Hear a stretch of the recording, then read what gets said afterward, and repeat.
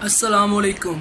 Easy video हाजिर है आज MGT 101 फाइनेंशियल अकाउंटिंग के बहुत ही इम्पॉर्टेंट टॉपिक अकाउंटिंग इक्वेशन के साथ। स्टूडेंट्स के कमेंट्स आ रहे थे कि सर इसको ज़रा ब्रीफली समझाया जाए, तो आज मैं आपको ये समझाऊंगा कि आपके पेपर का 20 से 25% इसी पे डिपेंड करता है।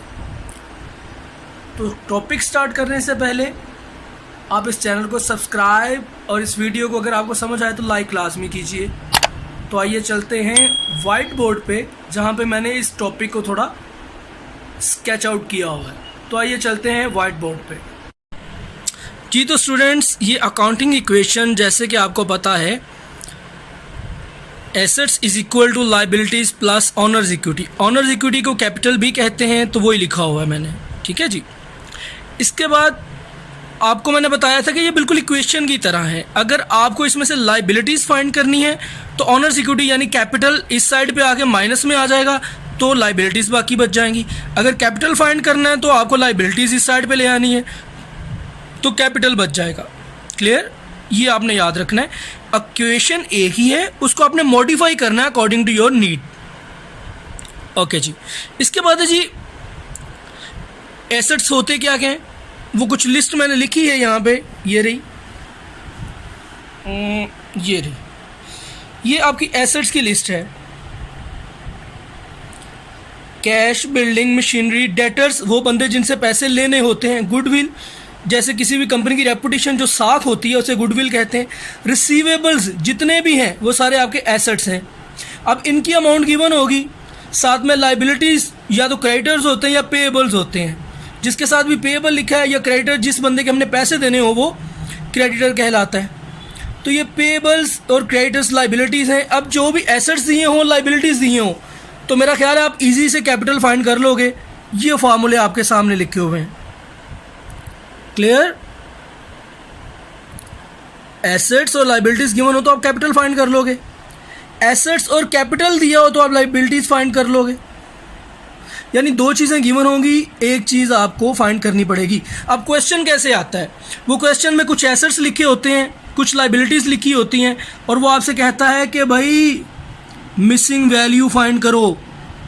एक तो क्वेश्चन कैसे आता है कि मिसिंग वैल्यू फाइंड करो।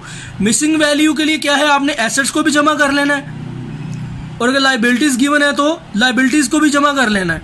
तो जाहिर है, पर तीसरी चीज़ मिसिंग क्या है, कैपिटल। अगर कैपिटल और एसेट्स दिए हुए हैं तो जाहिर है लाइबिलिटीज़ मिसिंग में है। यानी दो चीज़ें दी होंगी, तीसरी चीज़ मिसिंग कहेगा, यानी उसका नाम लिखने की बजाय वो मिसिंग वैल्यू भी कह सकता है। ये पेपर में आता है, लाजमी आता है, ठीक है। ये 20 से 25% पेपर में आपका कवर करवा रहा हूँ। इसके बाद वो कहता है जी एसेट्स फाइंड करो, लाइबिलिटीज़ फाइंड करो या कैपिटल फाइंड करो। ये तीन चीज़ें हैं जी।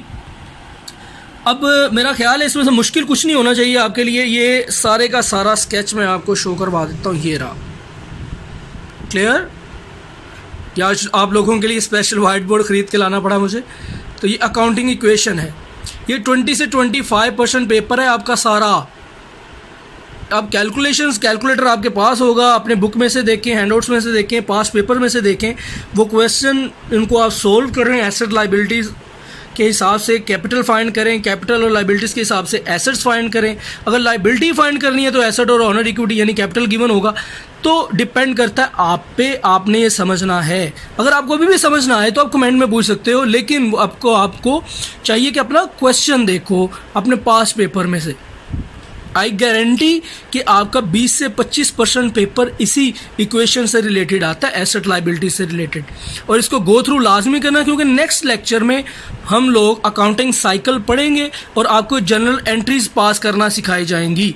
और वो आपका 20 से 30% पेपर, 40% पेपर भी कुछ बच्चों का, क्योंकि पेपर डिफरेंट होता है सबका, वो आ सकता है। क्लियर?